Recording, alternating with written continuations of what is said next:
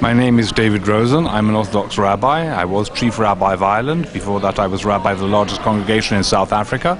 Before that I was chaplain to the Israeli Defense Forces in West Sinai. For the last 15 years I am in charge of all the American Jewish Committee's interfaith work around the world, and I'm based in Jerusalem. So basically I'm employed to be ambassador for Judaism to the religions of the world. I'm also the advisor to the Chief Rabbinate of Israel in terms of its interfaith work as well, and we have some formal institutional structures for dialogue.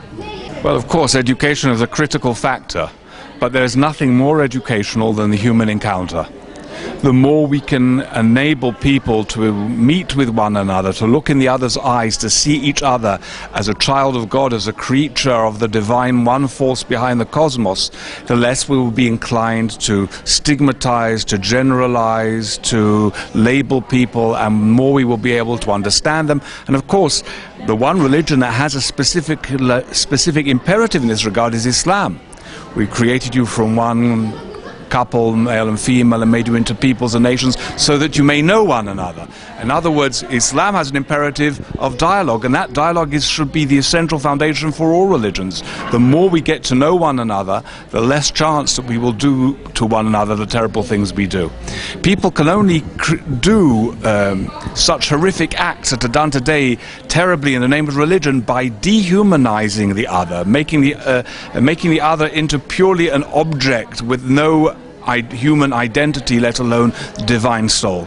And every time you pray for the children of Abraham, therefore you're praying for me. And people don't understand that. So of course education is very fundamental in that regard. It's not just a matter of fabricating hadiths, it's also a matter of how you interpret certain verses within the scripture. And therefore you can interpret verses in the Quran. So you can have a passage which talks about the desecrators of the Sabbath being turned into apes and pigs, and you can understand that to the advantage of Judaism, that Jews are meant to be observant and those were the sinners. Or you can take it and generalize that all Jews are apes and pigs. And so there's always a danger of abusing religion when people have violent intent. And therefore the question we also need to ask is, what is the source of their violence? It's not just bad education. It is manipulation for various economic, social, political interests, people who are marginalized, looking for some kind of purpose in life, all these factors. So these have to be addressed. Education is critical, absolutely, but not alone. It has to come in hand with us addressing the sources, if you like, of the swamps that breed these Anopheles mosquitoes.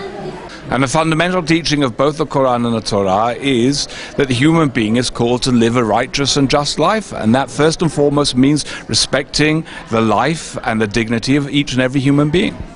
That latter part I don't know as being actually the text of the Quran. I know the first part being the text of the Quran, and I know that there are those that interpret that, which of course is not in the Quran, that if the people sinned, as a result they broke God's promise, and therefore that promise was no longer theirs, but now is the Ummah Khair, which is the Muslims are no longer the Jews. But again, that just proves our point. The point is, if you have a political agenda, you will interpret the text to suit your political agenda. But thank God, not amongst all, and there are lots of good people and lots of good Palestinians as well, and thank God the vast majority of Muslims in the world are good people. And thank God we live in a time where there's more interfaith cooperation than ever before in human history. So in fact, interfaith cooperation is an exponentially growing industry. I travel maybe 50% of the time, and I turn down 10 times as much as I take on. We do not have the resources to meet the demand, so it's already a sign that we're living in a very blessed, wonderful age. The problem, of course, is that what gets into the media, into the newspapers and television, by definition is the sensational and the negative.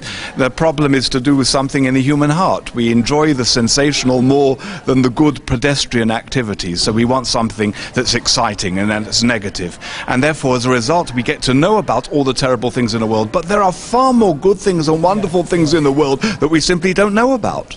I try my best, as much as God will allow me, inshallah. Thank you. I come from time to time. I was there at different conferences. Istanbul is one of the centers of the world, so it's a crossroads, as it always has been.